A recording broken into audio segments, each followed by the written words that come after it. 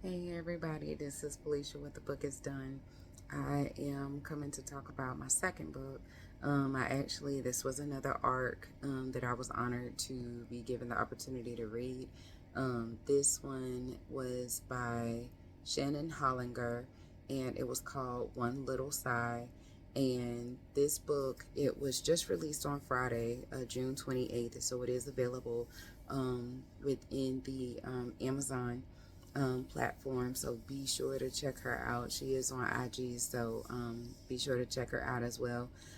If you do not know her handle on IG, you can go to my page on IG at The Book is Done. And you'll see One Little Sigh, and I tagged her into the video, or into the post. But this movie, listen, it's only just 2 o'clock in the morning, Eastern Standard Time, so I am like barely hanging on. But I did want to provide updates with what I've been reading.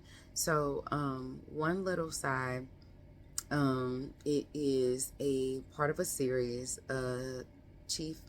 Maggie Riley. She is a police chief in a small town in Maine, I believe. And the book starts off in saying how there was this little body, and the little boy was a little boy, 4-year-old little boy, and he wasn't breathing. And so it didn't say who was speaking, but they're in Maine, so the lakes freeze over, things of that nature. So um, it was an opening within the lake. The lake had frozen over, so there was an opening in the lake, and they slipped the little boy in the lake, and he just drowned. Well, his body just went down, down, down. And they, like, at the end of the little prelude, it said, "That's it. It's as if it never happened." And it was just like, what am I going to read? So this book was a short read as well. This book had about, oh no, I told a story. Well, yeah. It was like right at like 290 pages, 295 pages. So it's not too bad. This was one as to where it wasn't a quick read, but it was definitely something to keep your interest. It came from a point of view of two main characters. So the first one was Police Chief Maggie, and the second one was her fiance Steve. And so throughout the book, it goes back and forth between the two main characters. I wasn't a fan of that just because with normally I don't mind two characters, like point of view. At the max, I can go for three. So with this one, of course, it was between the two of them, Maggie and Steve. Steve would, he didn't go back in the past. He would just talk about what all was going on because him and Maggie are engaged to be married. So his family comes to town so that they can get to know her better, because I don't even think they know they met. But the wedding is getting closer, and they're just trying to prepare. And so he thought that it would be different for the family to come and, just get to spend time with them more. And so Maggie is the one where she goes back, to a time in her past. Excuse me. Excuse me. Very, very frequently does she go back in the past, and she's basically talking about her younger brother, her four. I want to say he was 4 too. He may have been 5, but I want to say he was 4. Her younger brother, Brandon, had vanished. They could not find him. They were trying to say that her parents, had something to do with his disappearance. In thinking about it, I do not believe that mystery was solved, but it tied into why and where Maggie is, in her living in Maine. And so I'm not quite sure if that is discussed in book 3, because this is a series. This is number 4 of the series. I forgot the names of the first 3 books, but I do know that books 5 and 6 are done within the I want to say it's Maggie Riley series. And I'm sorry, this is let me see, Maggie. Yes, this is a series where and you know what, I told a story. I don't believe that 5 and 6 were being written. That's for another series in a book that I read. I'm so sorry. So this is number 4 of the Chief Maggie Riley series. And so, get back on track here. So with this particular book, of course, in the beginning it has a little boy who was placed into the lake. And Maggie goes in for a quiet day at the office. She thinks that she's going to get some work done. And she sees this frantic woman just coming up to her and was like, my baby's missing. And so she speaks with the young lady. It's a 4-year-old boy. She says that she couldn't find him in the house. The night before, she had went out to have a mommy's night out. She hadn't had a mommy's night out since the little boy, I was going to call him the baby, since the little baby had been born. And so she just went out. It was her and her girls, and just went out.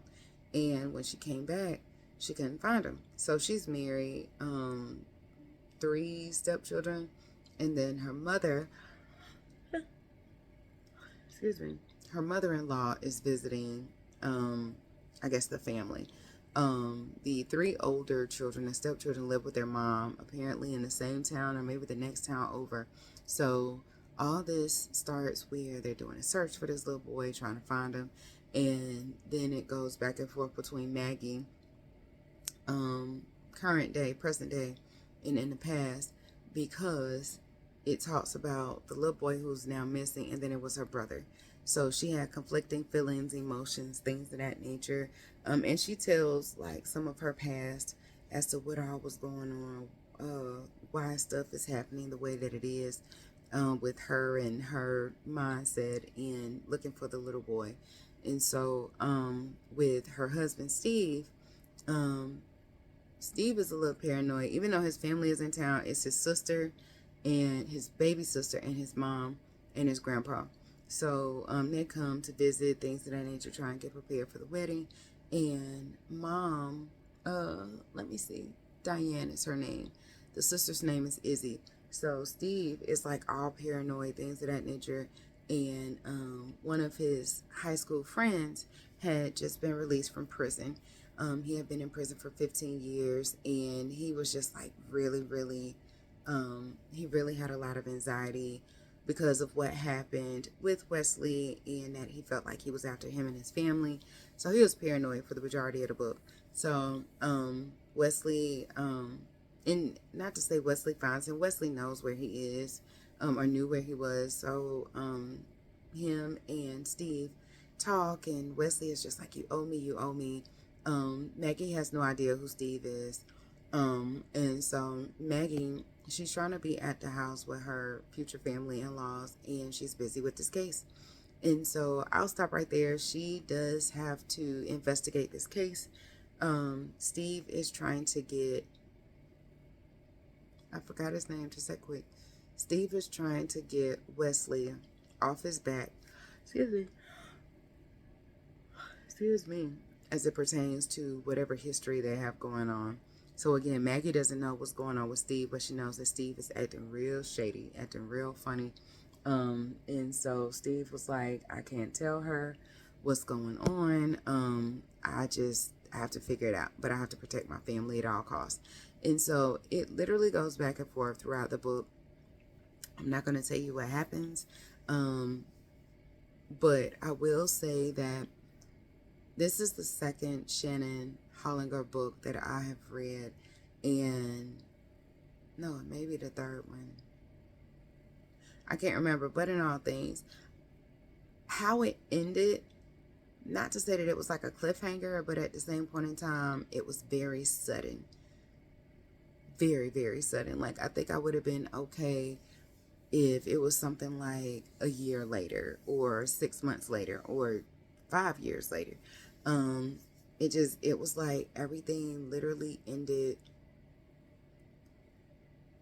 Everything came together maybe like on the second to third page from the end at the book. So it was like, the book was good, and reading all of it, you kind of had to get yourself together because of your switching back and forth between the two point of views. But all in all, it was definitely a good read. It was Something that I would definitely put up on my bookcase. So I'm gonna leave it alone. But she is on IG. I did put a post up again on my page at the book is done, so you could feel free to check out all of the other works that she has. She's written like, she's written a lot of books. I want to say like 6 to 10 books. I'm still playing catch up with everything, but she's really, really nice. I talk to her all the time, and she's super cool. So again, One Little Sigh by Shannon Hollinger. I'm getting sleepy now. I don't know if you can tell, but again, it's 2:30. It should be almost 3 o'clock. But in all things, definitely feel free to check it out. It was released on June 28th, which was this past Friday, and it is on Amazon. Thank you so much. Let me know what you thought of it, or let me know what you think if you're going to pick it up. But this is Felicia with The Book is Done, and I'm out. Good night, y'all.